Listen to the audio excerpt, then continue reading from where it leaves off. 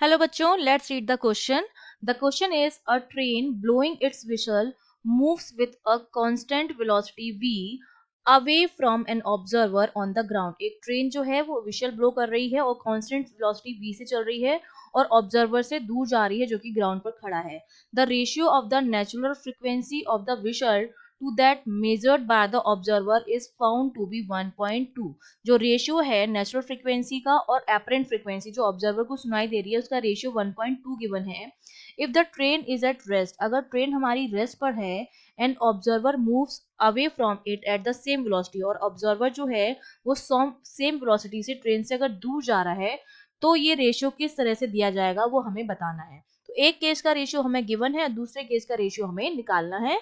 तो की कॉन्सेप्ट में देखिए बहुत सिंपल सी चीज है. सोर्स और ऑब्जर्वर जो है वो मूव कर रहे हैं, तो उसके लिए हम यूज करते हैं डॉपलर फॉर्मूला, जो हमें क्या कहता है कि जो एपरेंट फ्रीक्वेंसी होती है वो बराबर होती है एफ, जो ओरिजिनल फ्रीक्वेंसी है, V plus minus V naught upon V plus minus V S, जहां पर वी ओ जो है वो ऑब्जर्वर की स्पीड है, वी एस जो है वो सोर्स की स्पीड है, v जो है वो साउंड की स्पीड है, ये f ओरिजिनल है और f डैश एपरेंट फ्रीक्वेंसी है.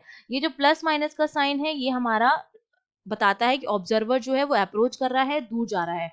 अप्रोच करता है तो प्लस का साइन लेते हैं और दूर जाता है तो माइनस का लेते हैं, और सोर्स के केस में उल्टा होता है. सोर्स जब अप्रोच करता है तब हम माइनस लेते हैं और जब दूर जाता है तब हम प्लस लेते हैं. ठीक है, क्योंकि पास आने पर फ्रीक्वेंसी हमेशा बढ़ती है.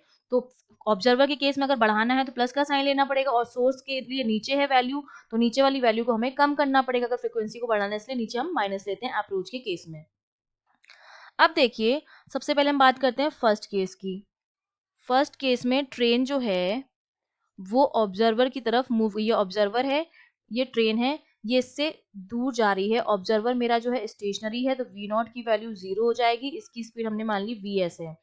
तो फ्रीक्वेंसी जो हमारे पास आ जाएगी n1, सपोज मैंने मान लिया है. ठीक है, n1 equals to n V naught तो 0 है और ये दूर जा रहा है तो प्लस हो जाएगा प्लस वी एस. ठीक है, तो यहाँ पर अगर मैं रेशियो निकालूं n अपॉन n1 का तो मेरा किसके बराबर हो जाएगा, V S plus V upon V के बराबर, और ये रेशियो हमको गिवन है कितना है, 1.2 है. ठीक है, तो इसको जब मैं सॉल्व करूंगी तो मेरा हो जाएगा 1.2 V S equals to V S plus V. तो यहाँ से v की जो वैल्यू आ जाएगी वो आ जाएगी 0.2 वी एस के बराबर. ठीक है, तो ये मैंने किसकी निकाल ली है, ऑब्जर्वर की स्पीड निकाल ली है. अब हम बात करेंगे सेकंड केस की. ठीक है, सेकंड केस में हमारा क्या है, जो ट्रेन है हमारी वो हमारी स्टेशनरी है. ट्रेन जो है वो स्टेशनरी है और ऑब्जर्वर जो है मूव अवे जा रहा है. ठीक है, उससे दूर जा रहा है. तो ये ऑब्जर्वर है और ये ऑब्जर्वर इससे कहाँ जा रहा है, दूर जा रहा है. ठीक है, तो इस केस में जब हम निकालेंगे फ्रीक्वेंसी, सपोज अब जो फ्रीक्वेंसी सुनाई दे रही है वो n2 है, तो n2 जो मेरा है वो हमारा किसके बराबर हो जाएगा, ये आ जाएगा n, ओरिजिनल फ्रीक्वेंसी तो n ही रहेगी. अब ऑब्जर्वर दूर जा रहा है तो v माइनस वी एस हो जाएगा, क्योंकि इसकी स्पीड हमने मान ली, क्योंकि सेम स्पीड से जा रहा है तो इसकी स्पीड में वी एस हो जाएगी अपॉन इसकी सोर्स की तो 0 हो जाएगी, तो ये हमारे पास v रहेगा.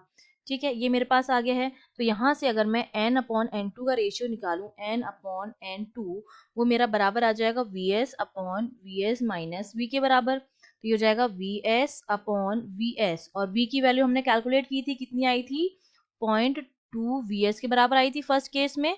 तो ये n अपॉन n2 का जो रेशियो है वो हमारे पास किसके बराबर आ जाएगा, 1 अपॉन 0.8, वी एस से वी एस कैंसिल हो जाएगा और ये होता है मेरा 1.25 के बराबर. तो जो रेशियो आया है मेरा वो किसके बराबर आया है, 1.25 के बराबर आया है. That means B option is correct. I hope you understood well. All the best.